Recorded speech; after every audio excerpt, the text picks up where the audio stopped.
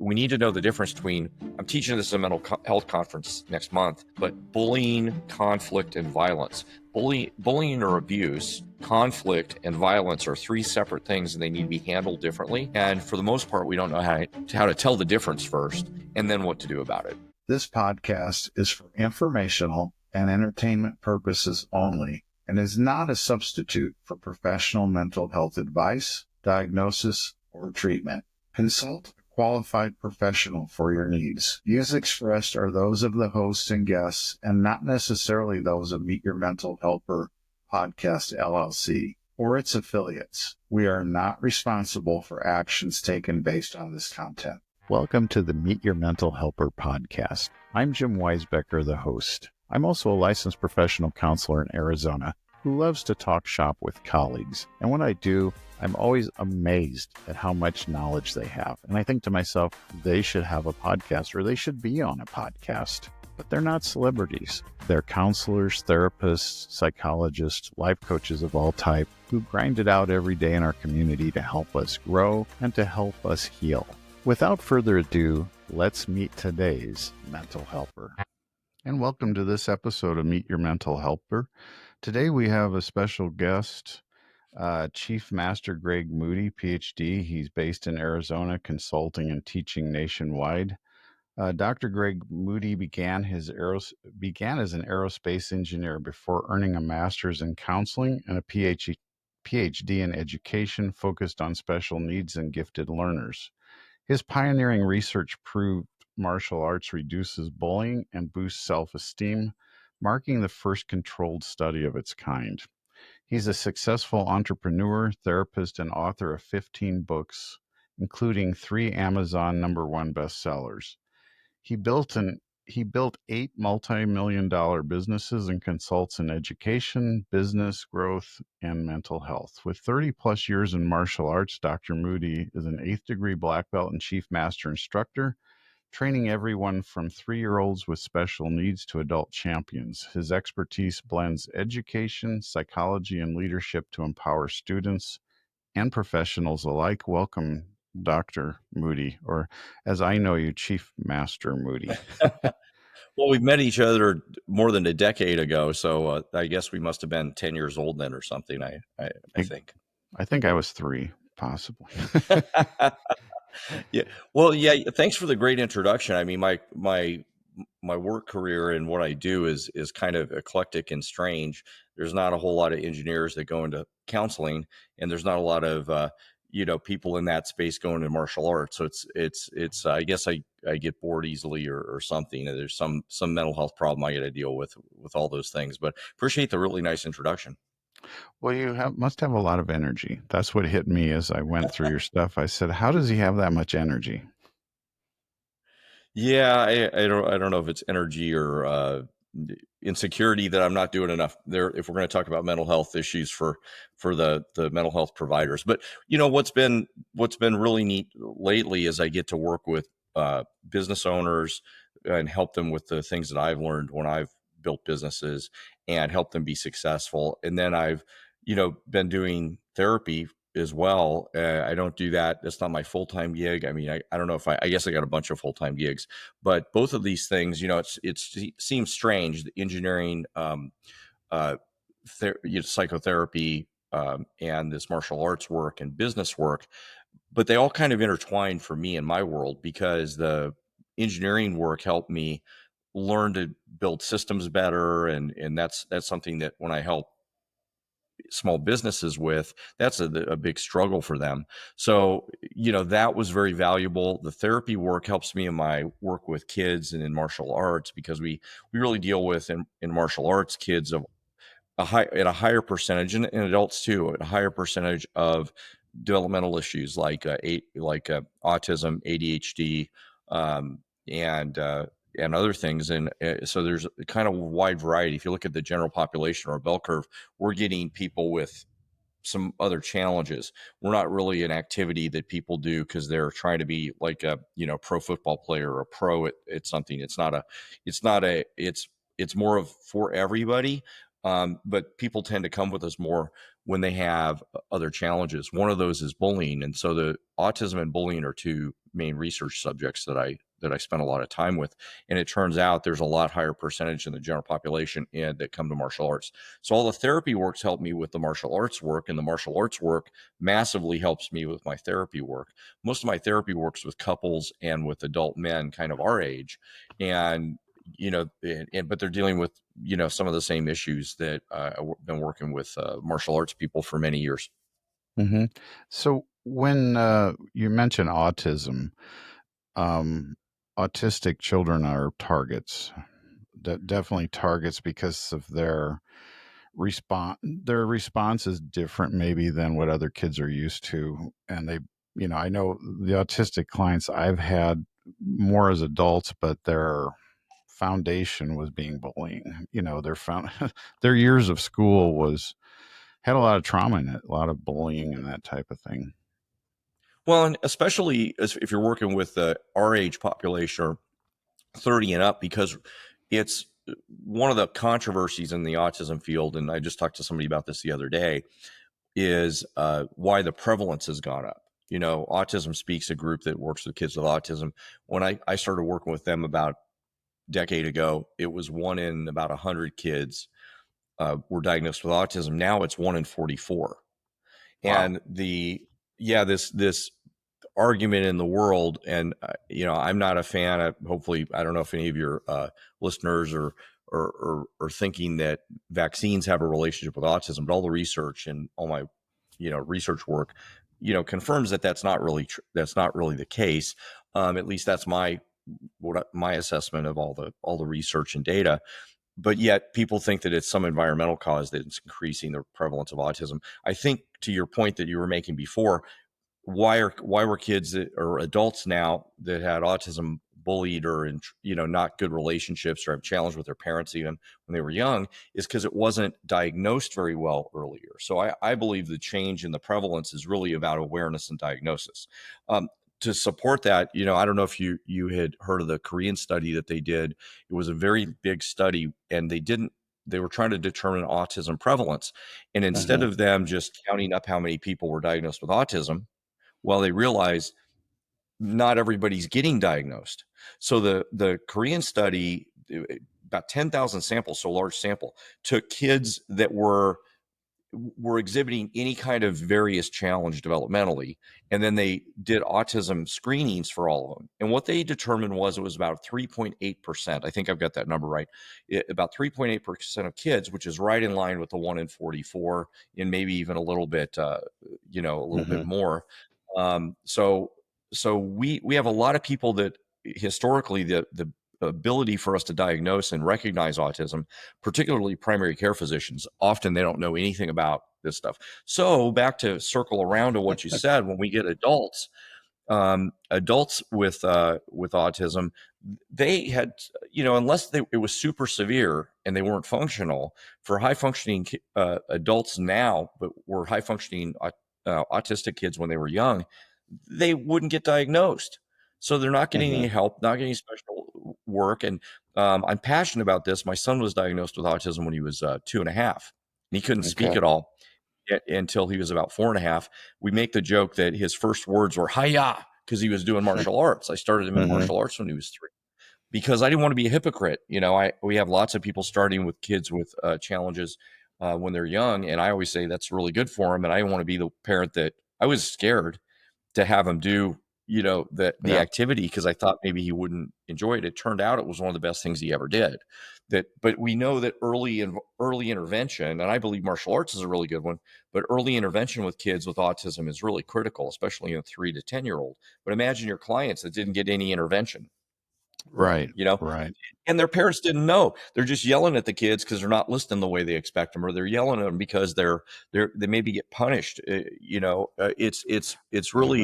It's really something I feel a bit evangelistic about, because I feel bad for how we treated people in that age. The other one's ADHD, especially Hmm. women in ADHD, because they wouldn't get diagnosed because they're typically inattentive instead Hmm. of instead of the hyperactive like the boys are. So they would just be quiet, good students, except it was super challenging for them because they had a lot of attention issues.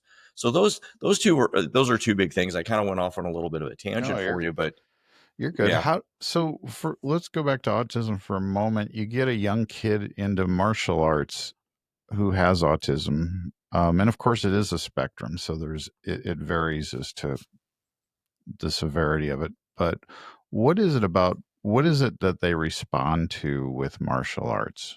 What is it that they Well, respond well to? yeah, that's a great question. As you said, it's a spectrum. So what our instructors, I'd like to think that a lot of other martial arts instructors are doing what our guys do. I don't know if that's always true. I mean, so I think to blanket say martial arts is good for kids with autism, I think is a little dangerous because we do know that there's some, and I'm not trying to slam any other martial arts schools, No, it's fair. It's but there, fair. but I mean, old school guys that look like the bad Karate Kid characters, right? I mean, those guys, and Hmm. they're yelling at them and kind of no, what is it on Karate Kid? No mercy, Yeah. or strike hard, strike fast, no mercy. So that kind of school, I don't think would be very good for them because the instructors aren't trying to pay attention. And in fact, I've even talked to instructors, even in the organization that we're in, that's a great organization, but I've talked to instructors go, well, we don't want those guys because they don't listen and they don't. I mean, come on, man. Hmm. And the shift in mindset is, once we start understanding how these different things that kids with autism can exhibit, and I educate my instructors, and I've taught seminars for organizations before on this, then it helps us understand how to communicate with them better as adults or as instructors. And then, so that to kind of get to your question, first of all, not all the instructors do that, and frankly not all teachers do well with kids with autism. Not all people that teach swimming. I mean, there's a lot of different areas. They just don't understand how Yeah. to work with these guys. Even But once therapists. you understand how to, what's that? Even therapists. There's some therapists that Yeah, don't. well, absolutely. No, Right. absolutely. Well, and to be fair to our therapy brethren, because it's a spectrum disorder, it's kind of complicated, right? I Hmm. mean, we may not realize for a while that this is one of the things, the communication patterns and the way their brain works, the neurodivergence, which I like that term that's come out now, neurodivergence, so it doesn't pathologize people with ADHD, autism, dyscalculia, all the other things in Yeah. neurodivergence. Um, so I'm a big proponent of that. But back to the martial arts thing and the if you find a school that's very good or understands how to work with kids with autism, it can be transformative. And one of the reasons is we, number one, we kind of understand how to work with them. Number two, it's an individual activity so much. I mean, people Hmm. think of martial arts or sports in general as competitive, and I don't put martial arts, at least the way we do it, in the same category as baseball, soccer, t-ball, gymnastics, music. So all those all those sports, if you go to any activity like that, they're all about winning. Hmm. And it's not that it's not a good activity, and it's fun, and I like them. I mean, my son played football. He did great in there. It's fun to win, but it's based on you working with other people. It's based on everybody yells and cheers when you do good, and they go, oh, when you do bad. Whereas in Hmm. martial arts, it's not that way. It's my own personal development. I just trained yesterday before yesterday. I keep training. I've been doing that since I was 20 years old. Hmm. And um, so it's individual. My progress doesn't matter. And in our school, we have a charter. And the charter is KarateBuilt Martial Arts is a highly disciplined school. That part of it means that we expect discipline from everybody.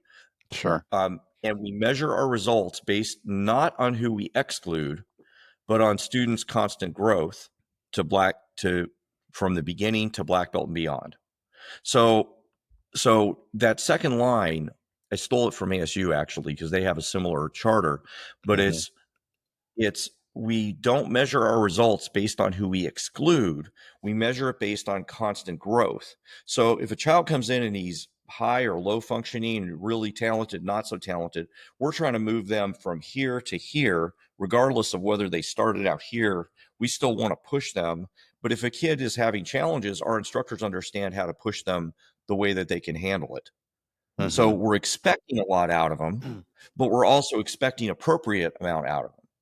Mm-hmm. That constant growth from when they started to black belt and beyond, and we expect them to do it for a long time. So I think the thing about martial arts and autism, the relationship is, number one, we understand how to work with them. Number two, it's an individual activity, not based on them being better or worse than somebody else, and basing their self-esteem on being better than worse than somebody else. That's Mm-hmm. and then the third is that our whole mantra is to push everybody as hard as they can manage, but keep consistent with what's within their abilities. And that goes with Mikhail Csikszentmihalyi's concept of flow. I don't know if you've gotten his book before, where people are the most satisfied and happy when their things are goal oriented, they're measurable. Those are in martial arts, and they're hard, but not too hard. So they're not insurmountable. They're hard and difficult. And then we're going to be in an engaged state that he calls that flow state, and that's what we always ask out of our students.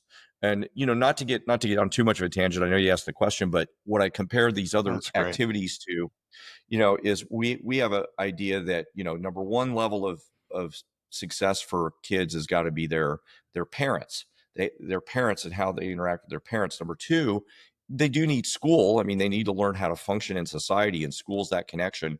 And the next thing they need, maybe some fun activities to do so they enjoy their life. But we put martial arts kind of in a different category of these other, gymnastics, softball, t-ball, art. Those are great things, but Mm-hmm. they're not developmental things. They're narrow developmental things. I'm learning to be a musician. I learned to play the piano. That's great. There's nothing wrong with that, but it's only that, where we're trying to really build the person afterwards. So it's a very different activity, and I think that's why Mm-hmm. kids with autism do it really well. And I would compare like t-ball and soccer. If people think they're not competitive and highly competitive, just watch a t-ball and soccer game Oh and watch yeah. the parents screaming and yelling, and the kid that missed the goal, they go, oh, and the kid that made the goal, they go, yay. Well, that's okay. It's appropriate, but Mm-hmm. everybody knows if you win or lose, even if you don't keep score. Right. So Right. yeah. When I started, I was 14 and I was the kid no one wanted on their team. It was like in gym class when they picked teams, and when I got picked, I was either last or second to last. People would go, "Oh, he's on our team."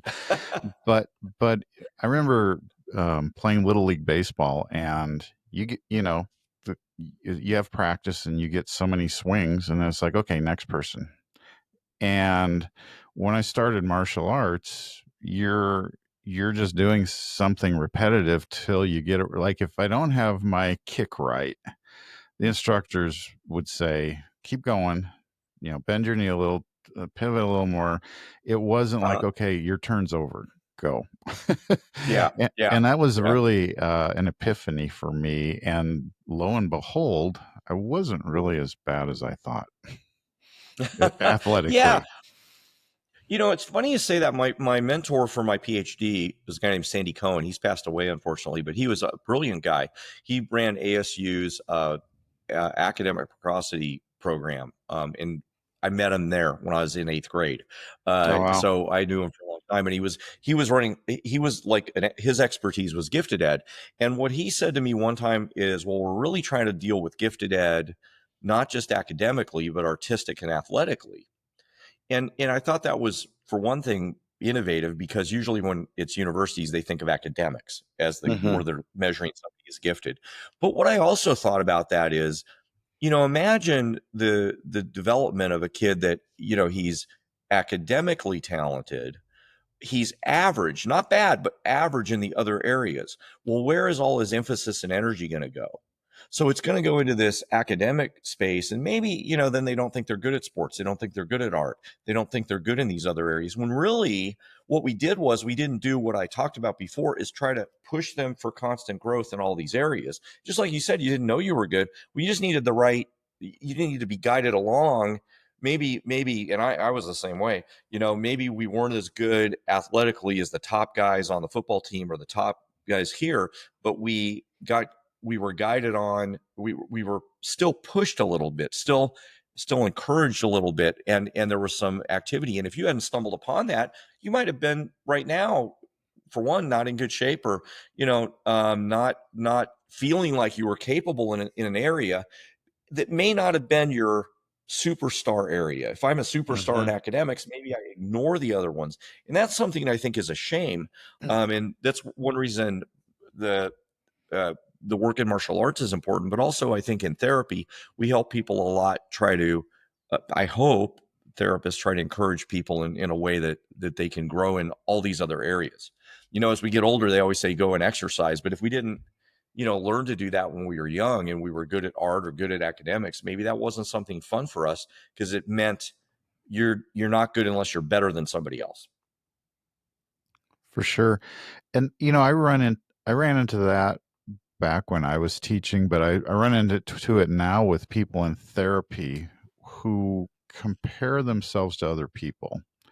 Like Uh-huh. my sister-in-law is way better at this than I am, or my, and in martial arts there would be that kid that sees everyone, they passed the test, maybe they weren't ready, they didn't test the same time, and it's just human nature. So it's just human nature to compare yourself to others.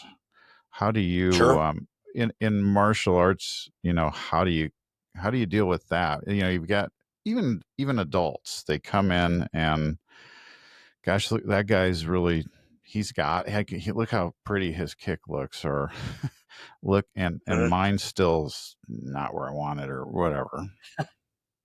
Well, yeah, and even if the instructor isn't emphasizing the top student over the one who's not kicking as well, everybody knows. It's like the T-ball example. Everybody knows. So there is the idea of constant growth is what I think surpasses that a little bit when we measure things. The other thing is, where's the place of competition and passing, failing versus the place of development? What I mean by that is, it used to be when you started in martial arts, you go to the testing and you would, potentially fail. I mean, some people would not Yeah. pass and they called it a no change. Like that didn't mean, okay, yeah, I failed the test. I had a You knew few of what it those. meant. Yeah, yeah, and I I didn't pass my biggest test in my career, which was for 6 degree black belt when you become a master. So that was like and I had a busted knee, so I did it anyway. But yeah, that was like devastating for me. I felt bad at that point. So there's a place for competition, or there's certainly a place for measurement to a standard. So it's an interesting question. We've got really multiple things happening. What does competition do for us? Well, it can help push us to do better. It can it can be fun because we win. There can be something about that. But if we don't handle that right, what it becomes is bad self-esteem if you don't win, good self-esteem if you do win. Almost like that Talladega Nights movie where Ricky Bobby said, if you're not first, you're last. Mm-hmm. And then in the end he sort of got okay with not winning, but if he didn't win, it was like devastating for him. He wasn't okay as a person. And and uh but I would say it's there's competition, and then there's measurement to a standard. Like as therapists, we have to take continuing education. We have to do things that require us to meet a standard. When we originally become a therapist, we got to take the national counseling test and all that. So we have certain things we need to hold to standard to make sure that we can do the job we want to do. And then we also have, how do we push ourselves to grow? And those are three separate things. I mean, if there's a purpose for each of those, but they get mixed up. I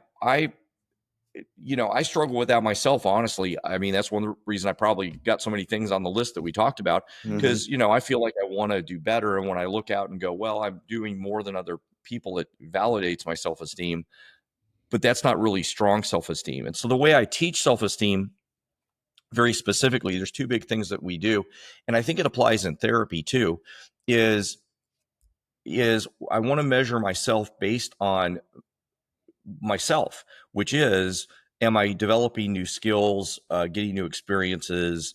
So when I'm talking to parents about this, it's like self-esteem isn't really affirmations. Self-esteem isn't telling your kid they're doing good. Self-esteem is building yourself.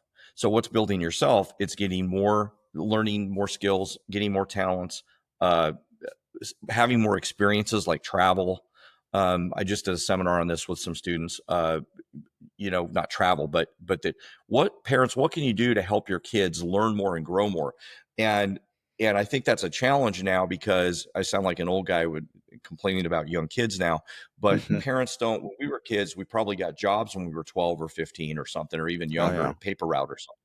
And when I teach a goal setting workshop with students, I talk about um, what goals do you want for your kid? And usually these goals are very vague and unclear. So I work with the parents on what can be clear, and I suggest goals like maybe they should get a job when they're 12, so they learn how to work.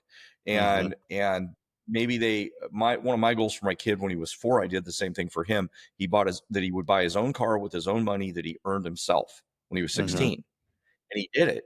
He bought his own car with his own money that he earned himself. So he Mhm. owned it. I mean, he really could feel ownership of it. And that Mhm. helped him when he graduated college. Imagine him where he had to work, and he worked at my martial arts school, and he played football, and he did this stuff. When he Mhm. graduated college, now he goes into the workplace, and he's got to work, with 1 week vacation a year, and he has to keep Mhm. working, versus the other kids that didn't have to do a job. They got the summers off. They got paid all the way through college. Now, there's nothing wrong with that to help your kid through college, but now all that happened, and now they graduate college, and my whole life I've gotten 3 months off in the summer, and I'm basically 3, 4 weeks off in the winter, and a spring break and a fall break. I only had to work about 3 quarters of the year. Now I Totally. feel Mhm. oppressed because I'm Mhm. getting a job where, I don't know about you, but my first job, I only got 1 week of vacation. Oh yeah. So, Mhm. so I think, yeah, I think building self-esteem with kids is one thing. When they're already in the case where you get them and I get them in therapy, it takes a lot of work to back that up. Mhm. Yeah, To no, kind of, totally. right, to rebuild that. I can appreciate that too, because I'm kind of that way myself. I have to admit, I kind of look around, and go, am I doing better than other people? And if I stop for a minute and realize that's not my measurement for my own self, then I feel a little bit better. But anyway, I think I went Yeah. on too long on that answer. No, you're fine. That's great. And I used to always tell people, don't compare yourself to that guy or to that girl. Compare yourself to yourself 6 months ago, or compare yourself to yourself 2 months ago, or 1 year ago. And then they kind of go, sometimes you see them kind of go, oh yeah, you're right. I go, that's the only thing you need to be comparing yourself to. Well, and that's a great reference you gave them, because if you just say you don't need to compare yourself to other people, that falls on deaf ears. That's not really. I need a comparison. I need a Mhm. comparison, but if it's myself 6 months ago or myself 2 years ago, then it does make a big difference, and I have something to hold on to. So I love what you just said. I'm going to steal Go for it. I may have stolen it too. I don't know. it. But, I was mowing lawns when I was 10 years old, and there was nothing like getting on my bicycle and going down to the bank and putting that money in, and then I'd make a little note of it. And but my point is, today you have, not only are kids not doing that in mass, but they're also on TikTok watching an influencer who has a beachfront house in Malibu, telling them how upset they are their dad didn't get them a new Tesla or whatever, or dad did get them a new Tesla. And I find that And it wasn't the model. Wait a minute, it wasn't the model they wanted. Got a new Tesla, but it wasn't the performance model. Or yeah, right, and that really is yeah. something that's, and especially, there's studies now showing that maybe swiping is aggravating ADHD, or in some cases maybe even causing it, which is something that wasn't the case even 25 years ago, maybe 30 years ago. How do you see that with people, and not just kids but adults? How do you see that change happening over the years, as far as attention or focus? You mean the relationship between social media and Y- basically cell phones and Yeah, attention when and you focus? people are so into this quick swipe, and now they're coming in to train. Maybe they're an adult, maybe they're kids, and they've been doing this their whole life compared to 30 years ago. Do you notice that? Do you notice any difference in terms of focus, attention span, or how you connect with them? There's a lot of effects. I think Ray Kurzweil, I don't know if you've read anything from him, but he's a futurist author, and he talks about technology moving it's always moved exponentially. So when you think, but people feel like it's moving linearly, and we think we've got a handle on it. And by that I mean, the good example is computers double in every 18 months. They double in speed and double in how dense they can be built. And lots of other things in technology, medical technology, it always moves exponentially. So it's very hard for us to keep up as things keep moving exponentially with what the consequences of this stuff is. Um, you know, this first cell phone or the first iPhone that's what they measure with. I think Generation Z is the one that had iPhones. And that was what, 15 years ago or 17, 18 years ago that iPhones happened. And iPhones, and then the advent of social media and the exponential growth of attention loss to devices. And which is what we're kind of talking about. Jonathan Haidt, Haidt, I don't know if you've read him, but he's really brilliant. And he talks about he has a book called Free Range Kids. And he talks about that right now we control everything with our kids. So one factor is that social media, phones, and attention. If you go to dinner with somebody and they've got a 4-year-old, they hand them an iPad and they're busy doing stuff. So I don't think we know. I mean, it's real easy for us as older people who didn't grow up with that to say there's something wrong there. And I think we're right that there's something wrong there. I don't know that we know all the consequences of that. In 40 years, when I'm at 58 now, in 40 years, when the 18-year-olds are 58, what are they going to look like? I think it's really hard. It's similar to the pandemic. We don't know what all the consequences are long term for the things like this. So it's hard. I don't want to be like a person who says that all this cell phone stuff is bad. I will tell you some consequences I've noticed. I'll give you one in business. In business, we one of the challenges that all business owners have is people answering their phone or returning calls. So you have to almost do massive effort and more effort. You've got to call them, you got to text them, you got to email them, you got to call them again. It's dramatically different. For sure. And I saw a statistic that in 1980, it was something like 78% of people would answer their phone. And now it's down. And this is for telemarketing calls and telemarketing data. So hopefully not what we do, but it was like 78% of people would answer their phone in the 80s because you didn't have answering machines. You maybe had answering machines, but it was the cassette kind. And then now it's more like 0.1%. Wow. Yeah. Yeah. And now we have spam blockers and, our phone tells us potential spam or, Yeah, it's tricky, and sometimes even for people communicating with each other, and we'll be communicating with clients that we have or students, and they don't. Well, we didn't get your message. Well, I mean, we sent like 16 messages, but it's not really their fault. Two things are happening. One is all that stuff happens. It's hard to get a hold of people, but people's attention is very low. So there's a lot of big consequences of this. And some of it I think is good. I mean, so I think, my son he was in that generation where they got to have cell phones. So he learned a lot. I mean, he could always find information when he wanted it. There's wonderful things about these things, but I don't think we really know what the consequences are. The other thing that Haidt writes about, which I think is really important for all of us, is the idea that as somebody who does work with safety for kids, like child abduction is a big thing that parents worry about, but the stats are not any different now than they were when we were kids. And the odds of a kid getting abducted are super low unless it's a family member. It's almost always a family member when a child gets abducted. And so the data doesn't support some of this, the actions we take. For example, I drove my kid to school every day. I was a single parent. I drove the kid, and I would consider myself a bad parent if I didn't do that. Most parents would take their kid to school, even if it's a quarter mile away. when you and I were kids, we probably rode our bikes or walked to school. And during that Totally. time, we got to Hmm. learn some independence. For you to let your kid ride his bike a mile away to the grocery store and get, something quick and bring it back, nobody would do that now. But they're going to be unsafe. They're not going to be able to function. True. Hmm. And there's a consequence. There's going to be a consequence. Height writes about this. His book's called Free Range Kids.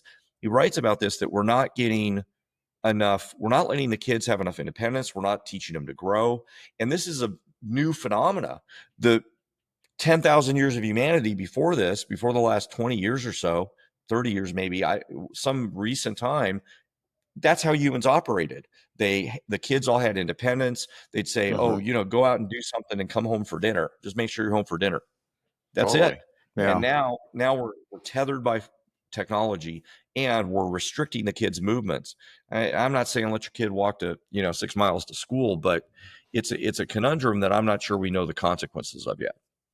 Yeah, no, that's a great point. That's a great point. Maybe the fear is, we have so much more media now. Like on my phone, social media, some kid will pop up missing, which is horrible. Mhm. It'll say, please repost this. And then, you look at it. I'm in Arizona, you're in Arizona, but it'll be somebody in North Carolina.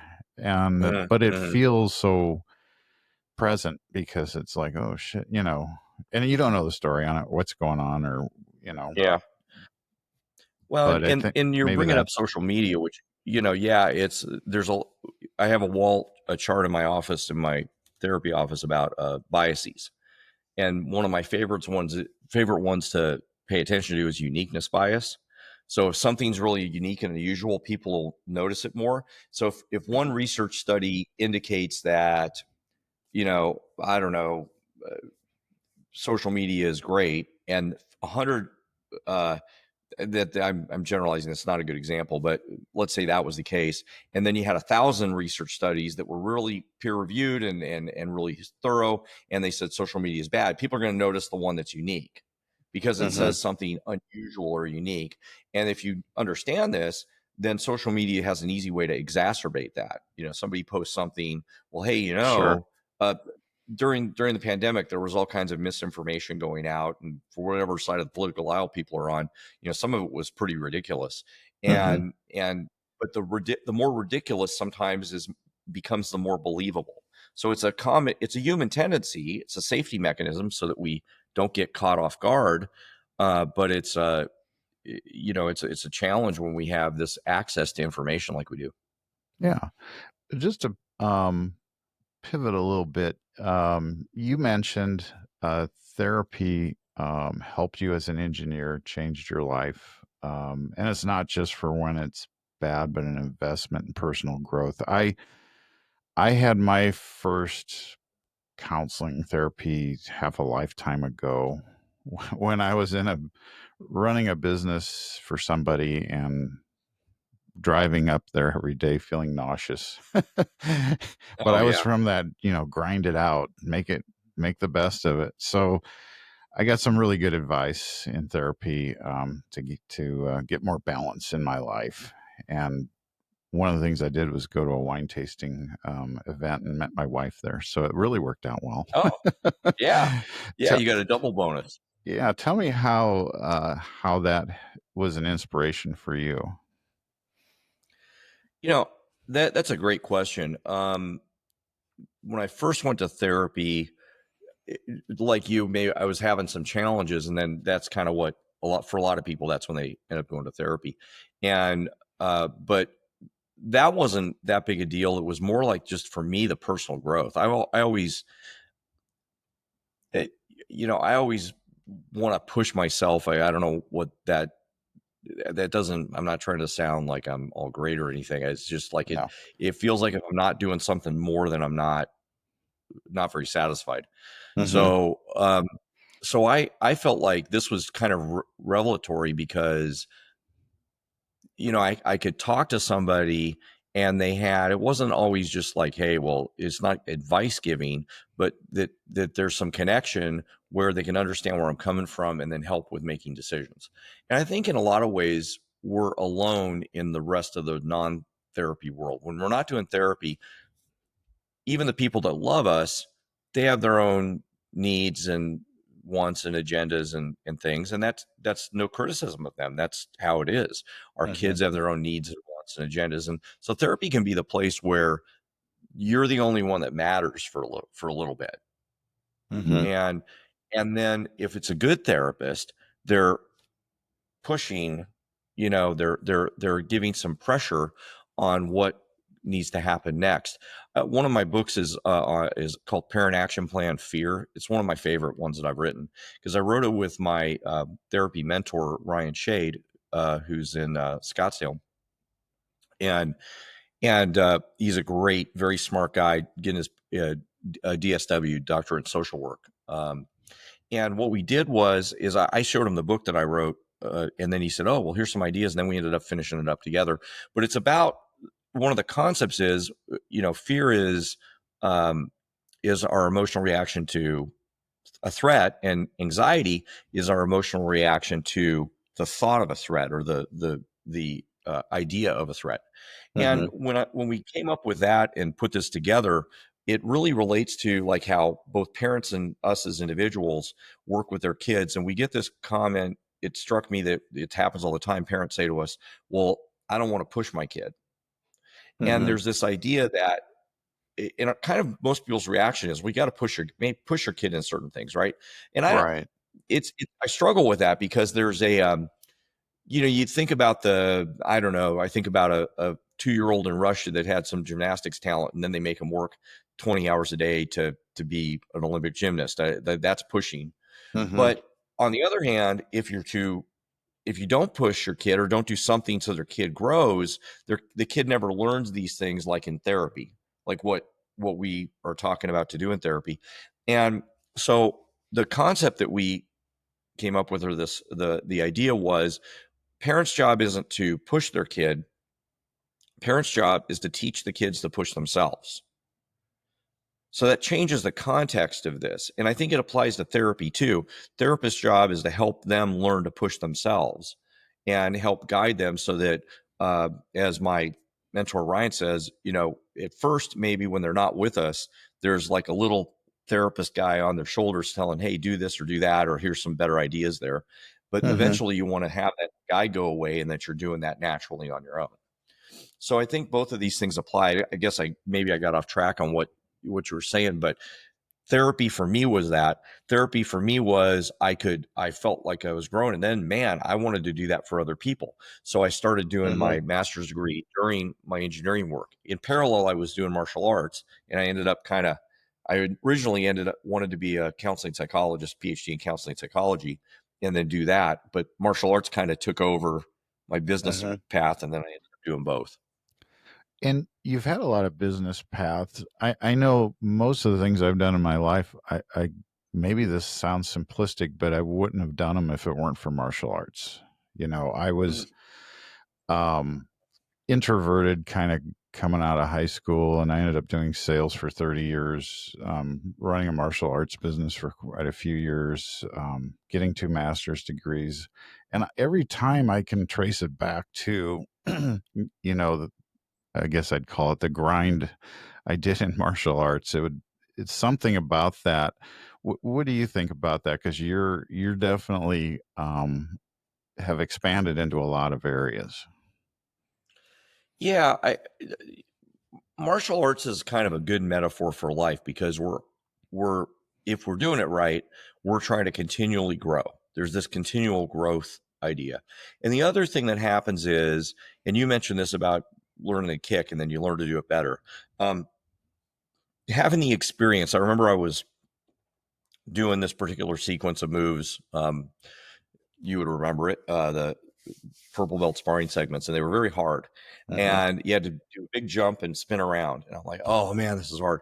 And I remember doing it and doing it and doing it and doing it. I kept doing it, and I had to do it, otherwise I, wouldn't be able to get my next belt. And I kept doing it. And then one time, I remember the moment that I did it. I did it really good. I did the move and could get my legs around, and it was very hard to do. And maybe I need to try to do that now, see if I can still good at. But I remember feeling like, wow, I did something that before I couldn't do.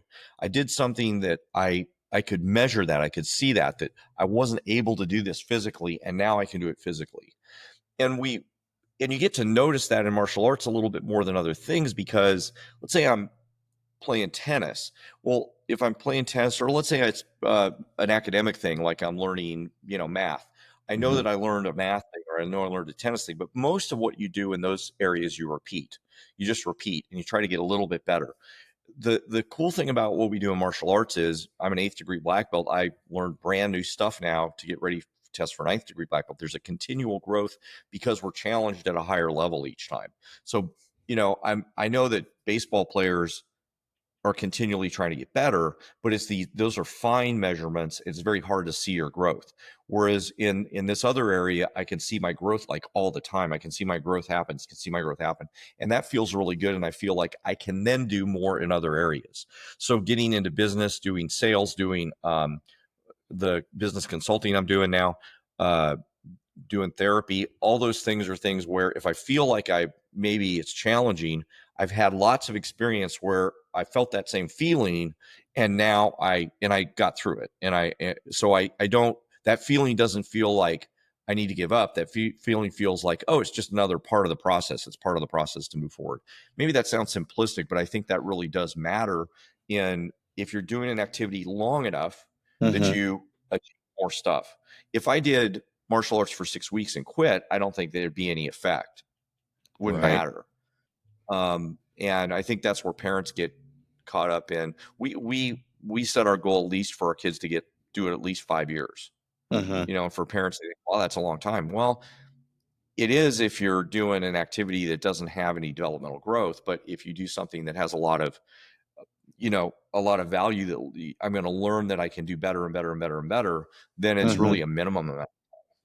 That's a great point, because I've often, maybe I'm too close to it. I've often thought, I know this propelled me in life, but I've never really been able to put that micro change versus the bigger picture change. And I think when you embark on something that's hard, you have that martial arts memory of, oh yeah, I had to kick the bag 100 times, but I was enjoying it. I was sweating. I was good. So now on this job, I have to make 100 phone calls or whatever it is, Yeah, and yeah, there's yeah. something different about that.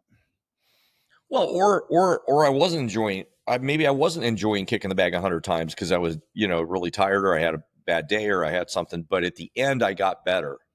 At the end, there was a growth benefit. There was something, I felt better. I was better. And back to the self-esteem idea, I'm getting better. I'm getting better as a person. I have more skills, abilities, talents, experiences. Those things make me more of a person. More, I'm not saying more valuable, but more. I feel like I'm a greater being than I was before, and that's awesome. Yeah, a greater sense of self, which is, Absolutely, yeah, because you yeah. did build yourself. You built Mhm. more of who you were, and a lot of people don't do that, man. They graduate college and they do a job and they do it every day and do it every day and do it every day, and then they're kind of, life doesn't feel very good. Well, yeah, I mean, of course, Yeah, I remember a friend of mine years ago saying, "My company's sending me to a seminar to get learn these skills, and God, I just hate this stuff." And I remember thinking, yeah, I get like my heart starts beating if I get to go to a seminar. It's like right, I get right, excited, and right. it's I think it, that kind of goes back to that. One thing I did want to mention, we will post all of your links, sir, at the end of Oh, this, great. and where people can get your books as well. Okay. And as we kind of wind down, is there anything, there's you have so many things going on. Is there anything I've missed or anything you want people to know as we Well, that's a good question. I mean, yeah, there's a lot of stuff anybody's doing. Anybody that works with kids, I would love for them to get the bullying prevention book. We didn't get to talk about that much. Maybe that's a different podcast, but Sure, we'd that love was to do it my again. yeah, my initial research was going to be in autism. And the day that I was going to present this to my committee, they told me they wouldn't accept the way I had formatted my study, and I had to do something else. I spent 3 years doing my lit review for that's what you got to do before you present your PhD thesis. Mhm. And they killed me. There's a few reasons. They were right. They were right.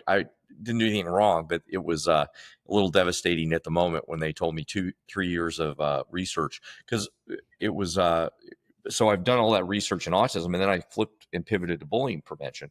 And what we found in our study, it wasn't so much what we found in our study, which was really good, that martial arts does help more than any school-based program. So parents have an outlet. If you're worried about bullying, we do have data to show this would be the best thing you could do. That being said, what I noticed in doing the research is there's so many bad myths about bullying. So if you do get, maybe again, this is a topic for another time, but if you do get a chance to take a look at the book or just read the summary, there's so many things that people think are true, but aren't true, and they're dangerous for kids with bullying. So I just met somebody the other day who wrote a cartoon book about bullying, and it was all bad stuff. It was all stuff that wasn't accurate in terms of how bullying works. So that's one thing that's a really important reference for me. You can, then get my book and look at it, or if we get a chance to kind of spend a whole topic, because adult bullying is a big deal too. That's a huge deal for all of our clients. And we need to know the difference between, I'm teaching this at a mental health conference next month, but bullying, conflict, and violence. Bullying or abuse, conflict, and violence are three separate things, and they need to be handled differently. And for the most part, we don't know how to tell the difference first, and then what to do about it. That's a great point. As we wind down, I see a lot of my population's 18 and up, but I see a lot of people come in and talk about how they're being treated at work, and the things that are going on, which just blow my mind.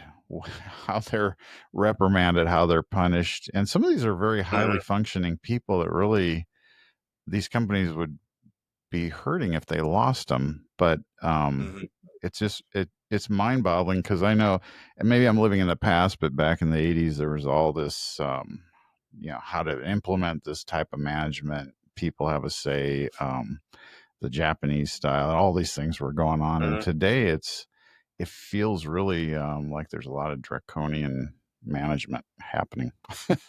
Even, and it just blows my mind. Yeah, but people they don't generally learn how to be managers. I mean, in the engineering field, you're a really great engineer, then you move up into management. You don't have any skills for management. It's just like parents. We don't have an instruction book for being a parent. You have a couple of these kids, and you're supposed to figure out what to do, but we don't have any instruction. Being in a marriage, you don't have any instruction. You don't have any. So managers are the same way. Yeah. Well, again, appreciate your time today, sir. Really, really appreciate it. And let's do it again sometime. And be anxious to hear. I'm sure you'll have new things going on. Yeah, probably. Well, thank you very much, sir. It's great talking to you. It's good to catch up with you as well. Look forward to the next time. You bet. Thank you, sir.